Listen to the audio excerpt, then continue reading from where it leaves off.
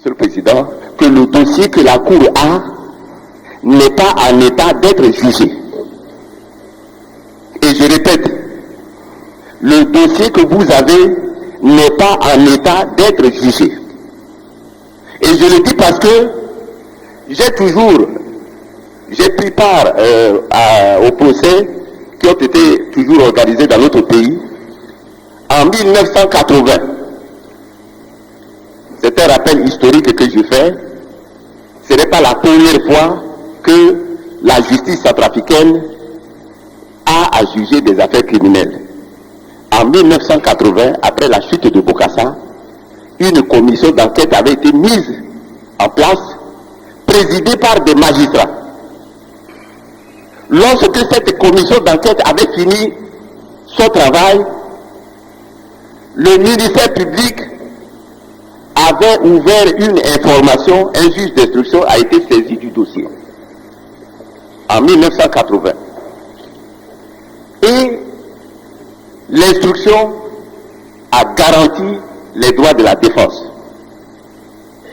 Les avocats étaient constitués, ont suivi les débats, les personnes soupçonnées par erreur ont été écartées et ainsi un premier dossier avait été présenté contre Bokassa ayant été jugé par contumace.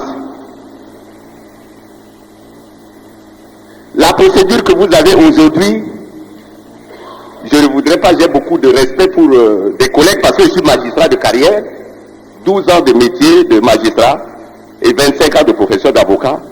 J'ai beaucoup de respect, je n'aime pas critiquer des collègues pour le travail qu'ils font. J'ai beaucoup de respect pour monsieur le procureur général et j'ai constaté simplement que le dossier qui est monté concernant Kolimba et 615 autres accusés, on a dit même dans l'ordonnance de renvoi qu'il y avait une liste en annexe de ces 615 personnes. J'ai pris soin de vérifier cette liste. La liste qu'on a jointe n'atteint même pas 100 personnes. Il faudrait que, à l'occasion de ce procès, le greffier puisse reprendre la lecture de l'ordonnance de renvoi, qu'il lise le nom des 615 personnes qui sont poursuivies. Parce qu'on ne poursuit pas un criminel, on ne poursuit pas l'univers, on ne poursuit pas la nature. On doit poursuivre des accusés identifiés et qu'ils aient la possibilité de se défendre. Monsieur le Président, j'ai noté qu'au moment où vous êtes saisi, le ministère public est en train d'entraîner la Cour dans des turpitudes, dans des erreurs judiciaires que vous ne pouvez pas rattraper. Les erreurs ont été commises depuis la mise en place de la commission d'enquête par un arrêté ministériel. Le procureur général, avec une triple qualité, de procureur général près la cour d'appel, de commissaire du gouvernement près le tribunal spécial, le tribunal militaire permanent, de président de la commission d'enquête, avait ignoré les dispositions de la loi portant code de procédure pénale. Il a ignoré les dispositions de la loi sur la procédure de crime flagrant. Maintenant, vous essayez de rattraper un vieux tissu déjà déchiré pour recoudre la procédure, Monsieur le Président. Je dis que vous avez essayé de rattraper ça depuis. La procédure en matière pénale est très formaliste. Vous devez observer toutes ces formalités qui ont échoué depuis le départ. Le ministère public a conservé un dossier pendant 10 mois. Les faits se sont déroulés le 28 mai 2001. La procédure, la commission d'enquête a été ouverte le 8 juin 2001. Soit plus de 10 jours après les faits. La procédure de crime flagrant se situe dans un délai de 8 jours. Si dans 8 jours on n'a pas fini l'enquête, on peut augmenter le délai de 2 fois 8, ça fait 16. Or, le ministère public a gardé le dossier pendant 9 mois. Si vous vérifiez les dates d'inculpation, on vient d'inculper les gens au mois d'octobre et on vous dit que c'est une procédure de crime flagrant. Même les étudiants de capacité en droit, Monsieur le Président, connaissent ce que c'est que la procédure de crime flagrant. Et c'est avec, j'ai vraiment honte de pouvoir le dire, je l'ai dit, mais il faut qu'on se respecte mutuellement. Qu'on ne vienne pas à l'audience vouloir faire des cours ou des leçons de droit à des professionnels de droit. Je voudrais profiter de l'occasion, Monsieur le Président, puisque j'ai encore cette chance de... En conclusion de votre intervention, ma conclusion, Monsieur le Président, était que le dossier n'est pas en état d'être jugé. La Cour se doit de renvoyer le ministère public à ce pouvoir ainsi qu'il appartiendra. Je vous ai écouté tout à l'heure dire qu'il y a des accusés qui viennent, qui sont encore en train d'être inculpés, alors que la procédure est déjà clôturée.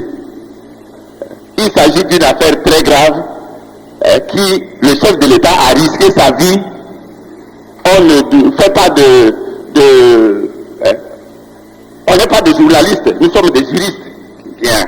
Je vous remercie, Monsieur le Président. Je vous remercie, puisque nous y sommes. Est-ce qu'il y a d'autres interventions sur les incidents?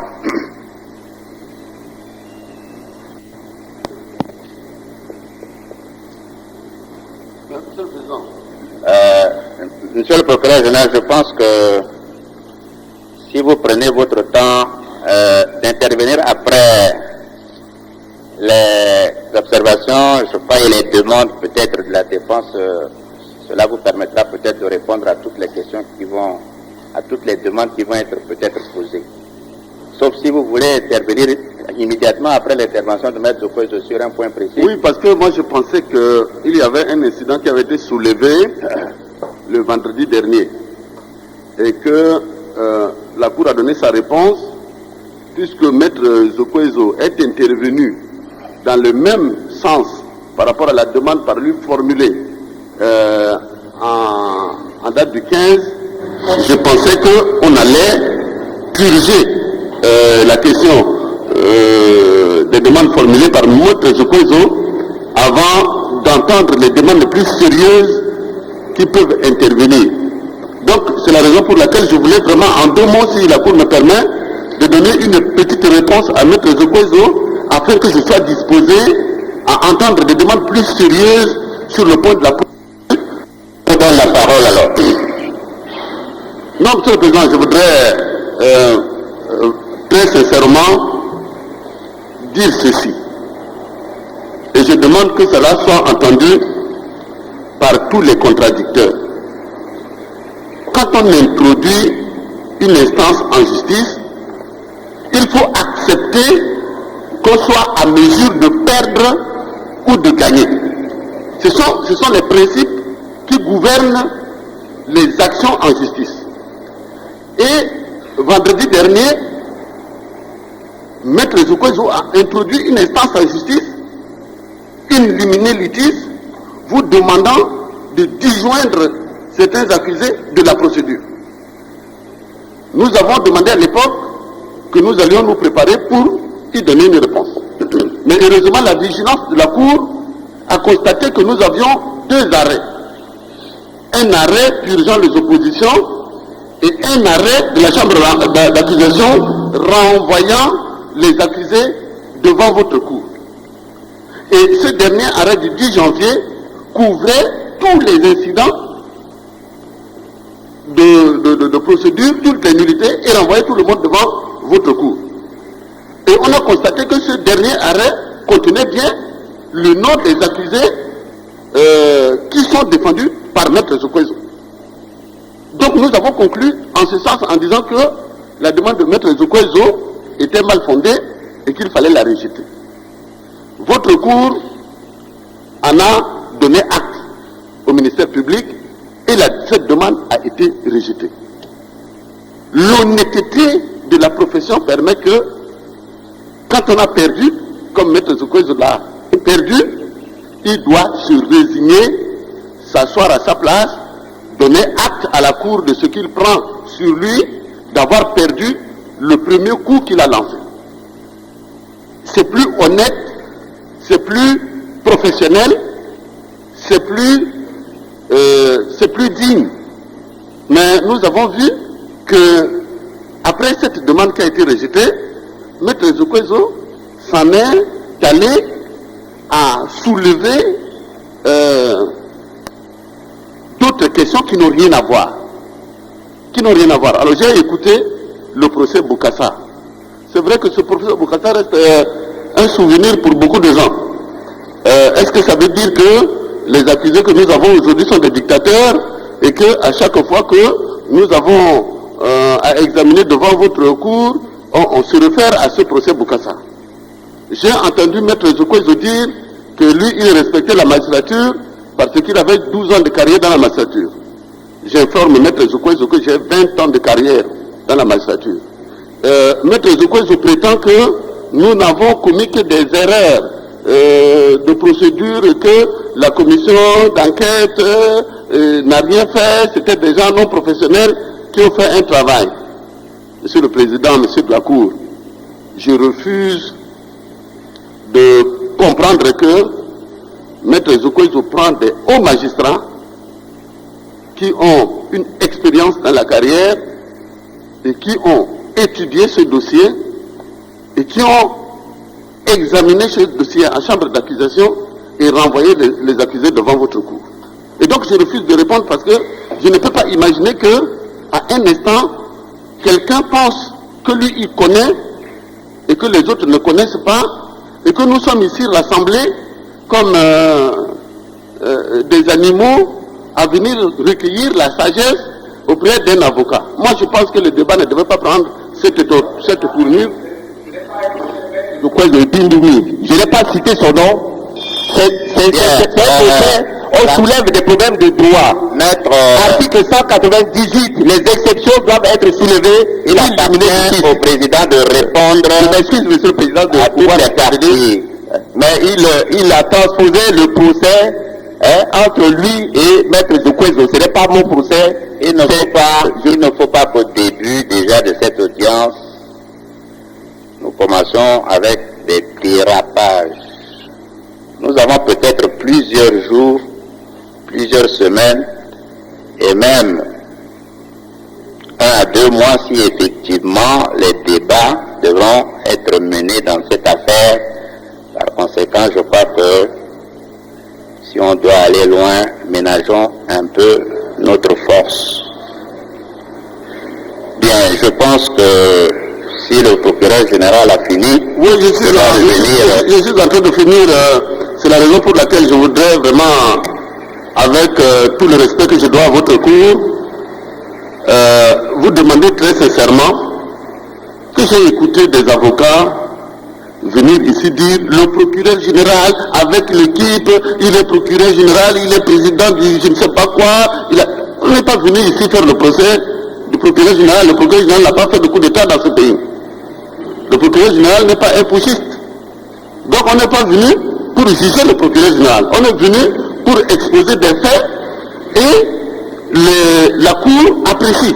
Et moi je pense que c'est plus digne, lorsque vous avez des arguments de droit, soulevez ça devant la Cour. Et puis la République centrafricaine étant un État de droit. Mais si vous finissez par convaincre la Cour et que les accusés qui sont là, sont relâchés, sont acquittés, mais ça montre que notre système judiciaire fonctionne très bien. Ce n'est pas un concours entre le ministère public et les avocats. C'est la promotion de notre droit que nous sommes en train de faire. Si un avocat défend bien son client et que le client est acquitté, ce n'est pas le ministère public qui a perdu quelque chose. Ce n'est pas le ministère public qui a perdu, c'est l'autre droit qui a avancé. Nous faisons la promotion de notre système juridique. Nous faisons la promotion de notre système judiciaire. Nous faisons la promotion du droit centrafricain. On ne vient pas ici pour dire le ministère public a fait ça, le procureur général a fait ça. Moi j'ai des arguments, vous avez les vôtres, soyons sereins, Maître Zokwezo, et allons au débat. Bien. Je vous remercie, monsieur le Président. Oui, monsieur le procureur général. Vous commencez à revenir sur terre, je vous remercie aussi.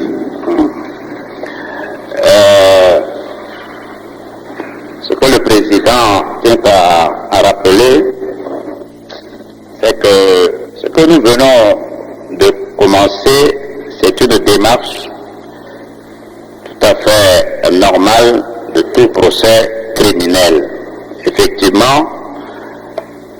il y a eu le vendredi une demande claire qui portait sur la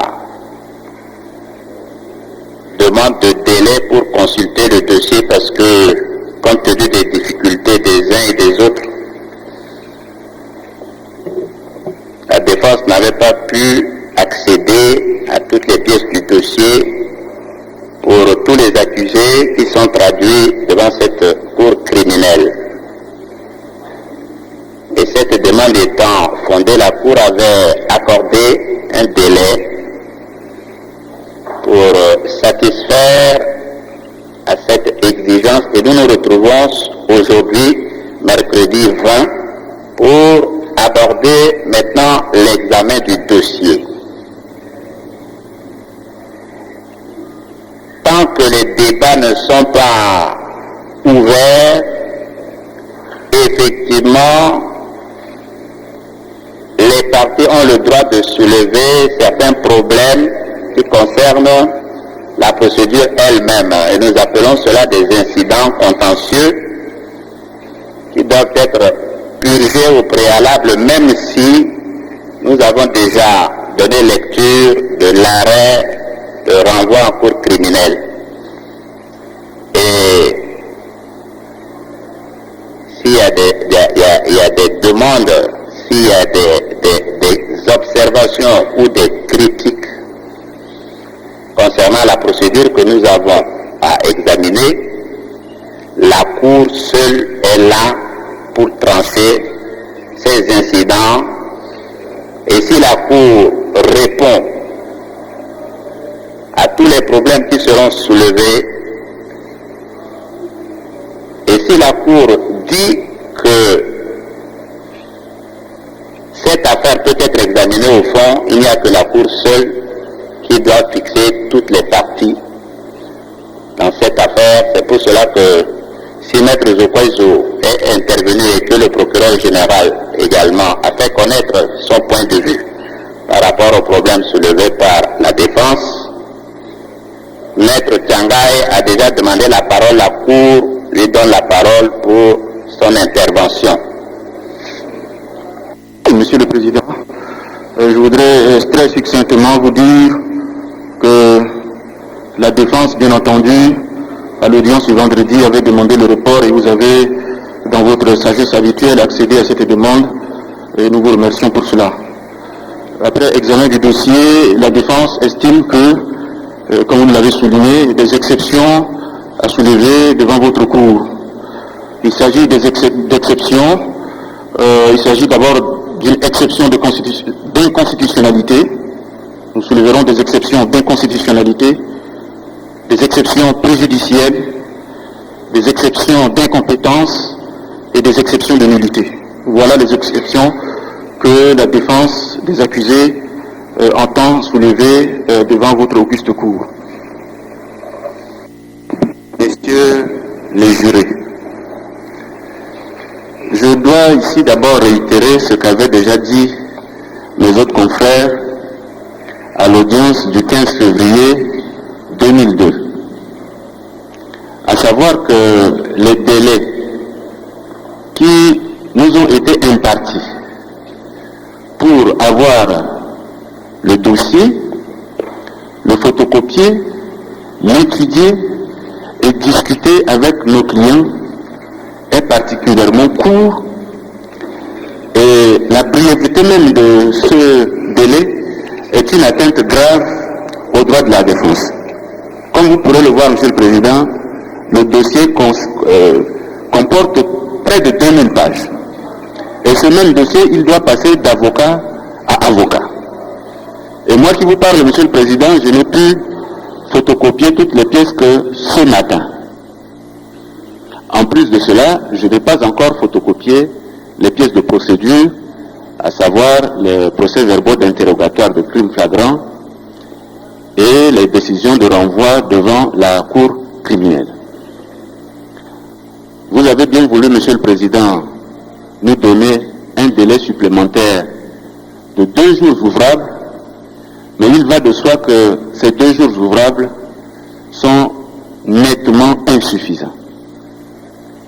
Pour le seul Bokassa, Monsieur le Président, Madame, Messieurs, la Cour criminelle, ayant alors à la tête du parquet général l'éminent magistrat Gabriel Faustin Baudou, respectueux des droits de l'homme et des droits de la défense, avait fait en sorte que nous puissions être saisis à temps et le procès avait duré 6 mois.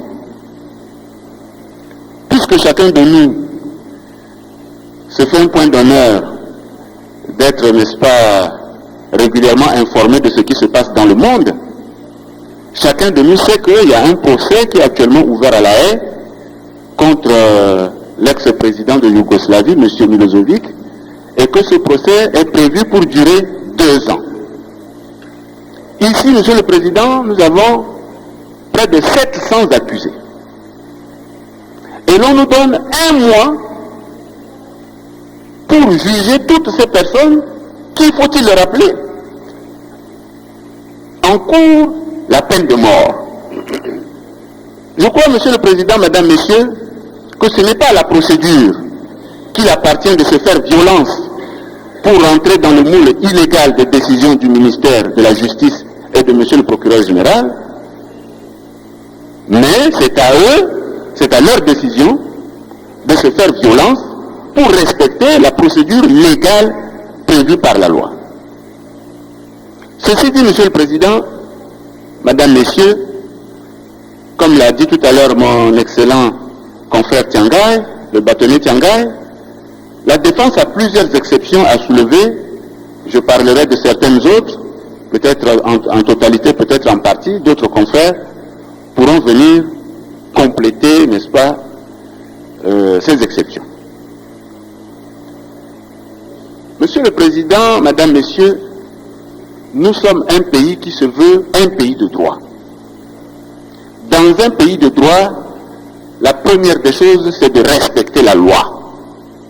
Qu'elle nous plaise ou qu'elle ne nous plaise pas, nous devons la respecter.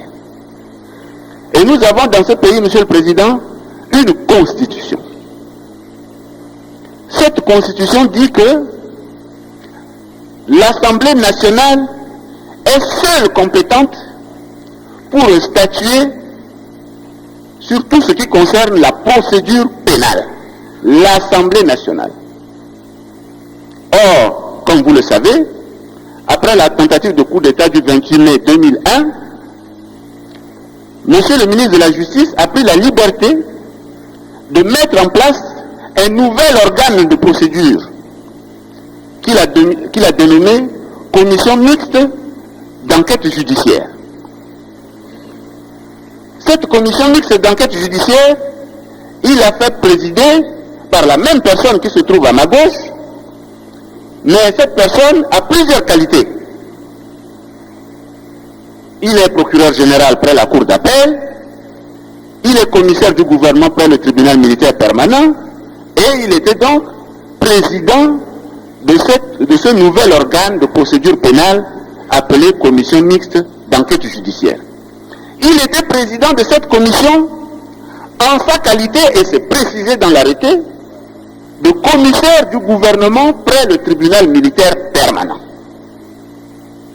Or, Monsieur le Président, comme vous le savez, autant, ou plutôt mieux que moi,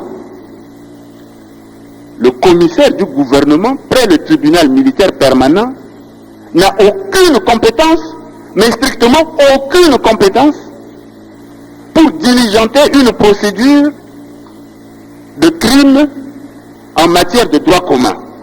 Et nous nous trouvons dans une matière de droit commun puisque aujourd'hui nous sommes devant vous. Donc c'est en toute illégalité que non seulement on a créé cette commission, mais encore on a fait présider cette commission par le commissaire du gouvernement près le tribunal militaire permanent. La loi ne serait-elle respectée que si elle plaît à certains? Je crois, Monsieur le Président, qu'il y a des choses que nous pouvons discuter, mais comme l'a dit tout à l'heure Monsieur le Procureur Général, il y a des choses qu'en juriste ayant une certaine expérience, j'allais dire blanchi sous le harnais, il y a des choses, dis donc, que véritablement, nous ne pouvons pas discuter. Un commissaire du gouvernement qui diligente une procédure afin de l'envoyer à la cour criminelle, cela est radicalement nul et de nul effet. En outre, Monsieur le Président, même devant le tribunal militaire permanent, comme je l'ai écrit en d'autres temps, le tribunal militaire permanent a une compétence, pour ainsi dire, centripète. En ce sens que elle a ses justiciables naturels qui sont les militaires, mais dès lors que ces militaires ont des co-auteurs ou des complices qui sont des civils, eh bien ce tribunal rejette vers votre cour et vers les juridictions de droit commun ces justiciables de droit commun que sont les militaires. Donc dans tous les cas, à plus forte raison, a fortiori, le commissaire du gouvernement ne pouvait pas diligenter cette enquête. Voilà. Et dans un pays de droit, nous devons respecter la loi, qu'elle nous plaise ou qu'elle ne nous plaise pas. Non seulement cette commission mixte d'enquête judiciaire est inconstitutionnelle et illégale parce